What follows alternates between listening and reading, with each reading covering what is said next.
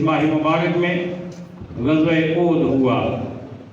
احد کے مقام پر 3 ہجری کو مسلمانوں اور کافروں کا آپس میں مقابلہ ہوا، معرکہ گرم ہوا، اور اللہ کے فضل سے اس معرکے میں بھی اللہ نے اپنے ماننے والوں کو فتح عطا فرمائی اور کافروں کو شکست ہوئی۔ اس معرکے میں آقا کریم علیہ السلام کے پیارے چچا، محبوب چچا، ہمدرد چچا، کاشف الکربات، جنہیں میرے آقا نے خود یہ لقب دیا، کاشف الکربات کا مطلب ہوتا ہے مشکلیں دور کرنے والا۔ کیا مطلب ہوتا ہے؟ مجھے بولیے۔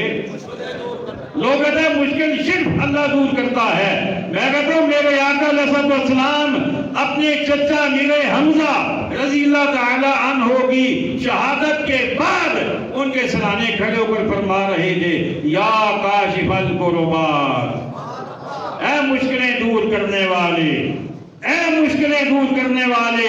پتہ چلا صرف اللہ ہی مشکلیں دور نہیں کرتا، اللہ کی دی ہوئی طاقت سے، اس کے اذن سے، اس کے اختیار سے اللہ کے بندے بھی مشکلیں دور کرتے ہیں۔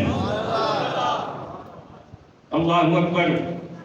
حضرت امیر حمزہ، اور پھر اچھا ایک اور بات کہتے ہیں، چلیں جو زندہ ہے اسے تو آپ کہو کہ ہماری یہ مشکلیں دعا کروا لو، یا جو بھی ہو آپ اس کے ساتھ معاملہ کرو، جو مر گیا اس سے کیوں مانگتے ہو، وہ تمہیں کیا دے گا؟ میں نے کہا آقا اپنے چچا کے وصال کے بعد انہیں مشکل کشا کہہ رہے ہیں۔ آخو نا سبحان اللہ، ایک باری پھر آخو نا اللہ، ایک باری اور آخو، کیا بات ہے آپ کی۔ اللہ اکبر۔ میرے آقا علیہ السلام اپنے چچا کے سرانے کھڑے ہیں، چچا کا مسئلہ کیا ہوا ہے، آپ کا ناک مبارک بھی کاٹ دی گئی، آپ کے کان مبارک بھی کاٹ دیے گئے، آپ کا سینہ بھی چاک کر دیا گیا، کلیجہ نکالا گیا، چبایا گیا، اگلا گیا، اتنے زخم لگے، اور آقا اپنے چچا کے سرانے ان کی شہادت کے بعد کھڑے ہو کر انہیں مشکل کشا فرما رہے ہیں۔ یا کاشف الکربات، اللہ اکبر۔ اور یہ پتہ ہے کتنے بہادر تھے، کتنے جری تھے۔ میدان احد میں اکیلے آپ نے 30 یا 31 کافروں کو فنار کیا، صرف اکیلے آپ نے 31 کافروں کو آپ نے جہنم رسید کیا۔ حضرت امیر حمزہ رضی اللہ تعالی عنہ، اور پھر آپ کی نماز جنازہ جو ادا کی گئی، آقا کریم علیہ السلام نے آپ کا دستے انور، دستے خاکی اپنے سامنے رکھا، نماز جنازہ ادا کی، 7 تکبیریں ارشاد فرمائی۔ کتنی؟ ویسے آپ کا معمول تھا 4 کا، اور وہی ہمارا بھی معمول ہے، لیکن یہ چچا کے ساتھ آقا اسلام کو ایک جو پیار کا تعلق تھا، یہ انہیں آقا اسلام نے رحمت کا بونس دیا ہے کہ ان پر آقا نے 7 تکبیریں ادا فرمائی، اور اس کے بعد پھر جتنے شہداء تھے وہ سارے شہداء جب ان کو لایا جاتا، سامنے رکھ کر نماز جنازہ ادا کیا جاتا، آقا ہر جنازے کے ساتھ اپنے چچا کو شامل فرما لیتے۔ میرے آقا نے اپنے چچا کے کئی جنازے پڑھے ہیں، کئی جنازے۔ اللہ اکبر۔ حضرت امیر حمزہ رضی اللہ تعالیٰ عنہ بڑی شان و رفتوں کے مالک ہیں، بڑی عظمتوں کے مالک ہیں، اور قرآن کہتا ہے، رب کا قرآن کہتا ہے کہ جو اللہ کے راستے میں اپنی جان دے دے، فرمایا کہ بسم اللہ الرحمن الرحیم، یا ایھا الذین آمنوا استعینوا بالصبر والصلاۃ ان اللہ مع الصابرین ولا تقولوا لمن يقتل في سبيل الله اموات بل احیاء ولكن لا تشعرون۔ فرمایا لوگوں جو اللہ کی راہ میں اپنی جان کا نذرانہ پیش کر دے، شہادت کے رتبے پہ فائز ہو جائے، اسے مردہ نہ کہنا، وہ زندہ ہے۔ وہ کیا ہے؟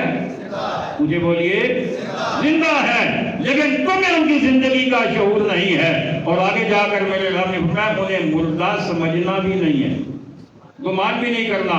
اور اسی پہ بات ختم کر دوں گا کہ حضرت امیر حمزہ رضی اللہ تعالیٰ عنہ، آپ کی شہادت 3 ہجری جو ہے 11 ہجری میں آقا کریم علیہ الصلوۃ والسلام کا وصال ہوا، پھر صدیق اکبر رضی اللہ تعالیٰ عنہ کو دور گزرا، فاروق اعظم کا دور گزرا، حضرت عثمان غنی رضی اللہ تعالیٰ عنہ کا دور گزرا، حضرت مولا علی کا دور گزرا، حضرت امام حسن کا دور خلافت گزرا، حضرت امیر معاویہ رضی اللہ تعالیٰ عنہ کا دور شروع ہوا۔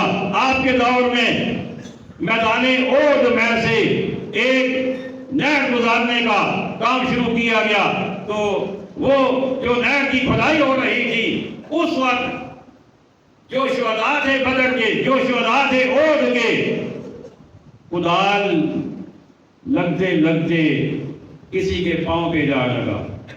قبروں کی نشاندہی نہیں تھی، بے جہانی میں میدان بدر میں شہید ہونے والے ایک شہید کے پاؤں پہ جا کے کدال لگا اور یوں خون نکلنا شروع ہوا جیسے ابھی کسی بندے کو زخم ہو تو اس کا نکلتا ہے۔ حضرت امیر معاویہ رضی اللہ تعالیٰ عنہ کا دور آیا تو اس میں حضرت امیر حمزہ رضی اللہ تعالیٰ عنہ آپ کا مبارک جو پاؤں تھا اس پہ جب کدال لگا تو اس سے خون نکلنا شروع ہو گیا۔